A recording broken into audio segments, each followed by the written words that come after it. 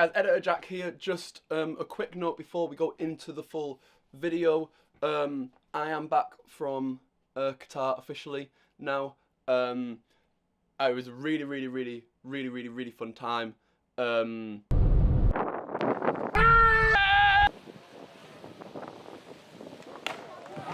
Definitely a country that I want to go back to at some point to get some proper nights photography from. I managed to get a couple of shots that I quite liked, but not as much as I would want to. So it's definitely a country that I want to go back to get some proper nights at sea photography. A quick note that I forgot to mention in the main video, but yeah, anyway, back to the video.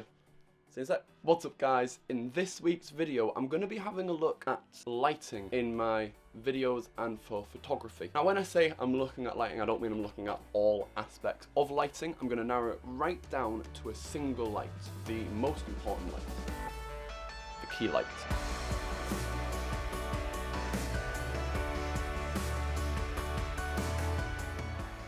So first things first, what is a key light? A key light is the main light in a shoot. So for example, this is a single light setup. I only have the one light in the room. I don't have anything else lighting up me as a person. Other than that, there's no other light coming through. I've closed the curtains in the room that's like literally right there. So this light 90 degrees from where the camera is right now is the only light that's hitting my face. There's other lights that you would use. Generally speaking, you've got a fill light and you've got a backlight to create the 3-point light setup, which is the most common one. However, we're not looking at today. We're just looking at the key light.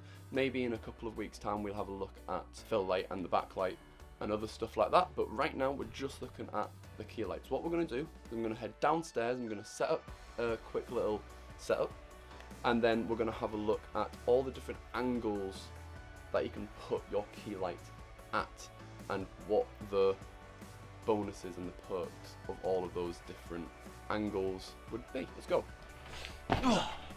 Alright, so the first angle that we're going to be looking at when it comes to lighting angles is this angle, with the light directly behind the camera, directly behind the lens of the camera, shooting straight at your subject. This is referred to as flat lighting. It's called flat lighting because there are minimal shadows. There's a little bit of a shadow underneath the chin, but other than that, there's not much shadows. It's a very flattering angle on your subject's face. However, as an issue with that, you don't get as much dramatics with it. So what this could be used for is it's often used in the world of fashion, so for fashion photography and stuff like that, or I would probably often use this for comedic scenes where it's not needed to be as dramatic with the subject. Alright, so what I'm going to do now is I'm going to quickly change the light. I'm going to move up a little bit so we can move on to our next angle. Let's go do that.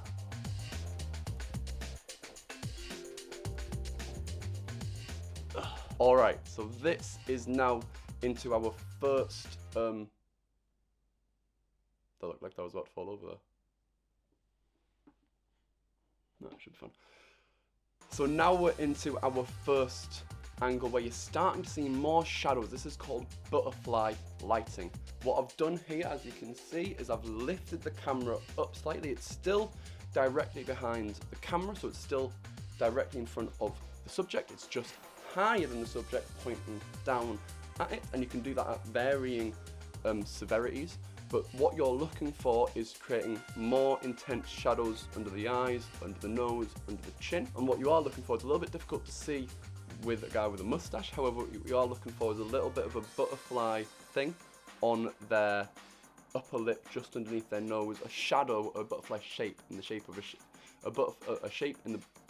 shadow in the shape of a butterfly just underneath the subject's nose, and that's where the name comes from, butterfly lighting, because there's roughly, I'm not gonna lie, when all the examples that I've looked at when researching for this video, I've never really seen it look like a proper butterfly, but that's why it's called that, because it's supposed to resemble a butterfly. It has a little bit more contrast in it. It's still a very flattering angle of light for your subject. However, it's because you can still see the full face. However, it adds that little bit of dramatics to it.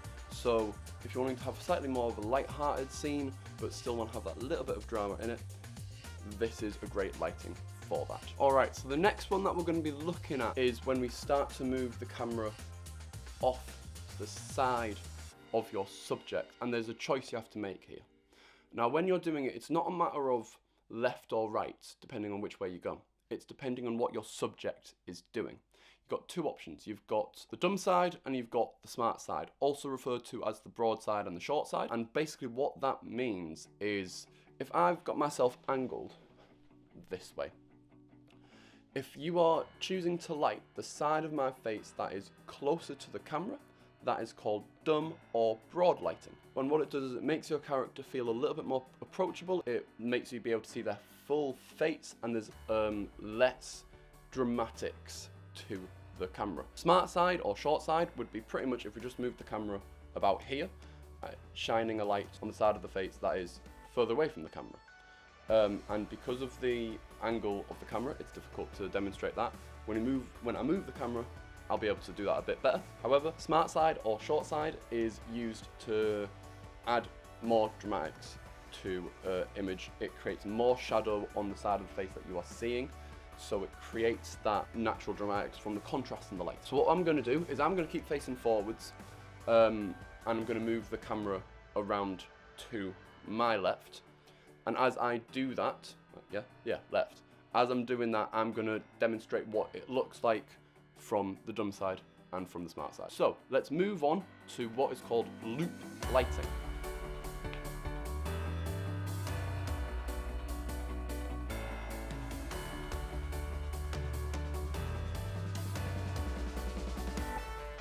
Alright, so this is loop lighting. I've got hair in my face. And what I've basically done here is I've moved the camera from being directly in front of me to about 25 to 50 degrees off angle.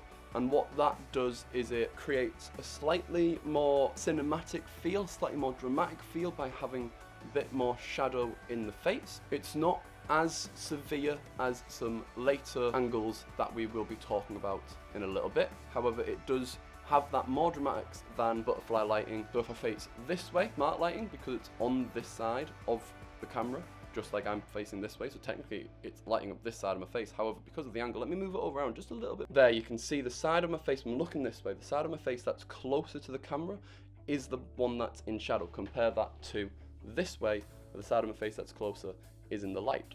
So you're seeing more shadow here than you are light on the side of the face that you're looking at, if that makes sense. So this is what I was talking about dumb side versus smart side, or broad side versus short side, where the short side you are seeing less of the shadow, you're seeing less of the person, whereas this way you are seeing more of the person.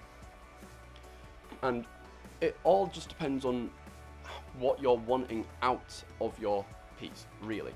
So this is loop lighting. The next one that we're going to move on to is Rembrandt lighting. And basically what it is, it's just a more severe version of loop lighting. So let's get into that. Give me one sec. And now we're getting into the much more dramatic side of lighting a scene. And this is called Rembrandt lighting. And this is, again, this is potentially one of the most popularized versions of lighting a scene. And what you're doing is essentially just doing a more dramatic angle on the light, and as a result of that you create a really harsh contrast in your image. Your character, your subject, is nearly half in shadow. It's not fully in shadow, it's just nearly half in shadow. What you're looking for is you want to create like a triangle shape just on your character's cheek, and the angle that you need to do that to get that triangle will depend on how big your subject's nose is, will depend on how strong of a brow line your subject has. It will depend on a load of different subjects about the structure of your subject's face. However, for the most part, this is generally the angle that you're wanting to look for. Like I said, it's a more severe angle than loop lighting as we were before. So over here, when loop lighting is anywhere there, Rembrandt lighting is anywhere here, and you're creating that much more harsh contrast in the face. This is for like this is like the extreme dramatics, which is why it's so popular in filmmaking, particularly in the more dramatic genres. So this is what Rembrandt lighting looks like with a single light. And now we move on to our final angle of lighting, and we move on to split lighting. So let me just quickly move the light and then we'll get on to that.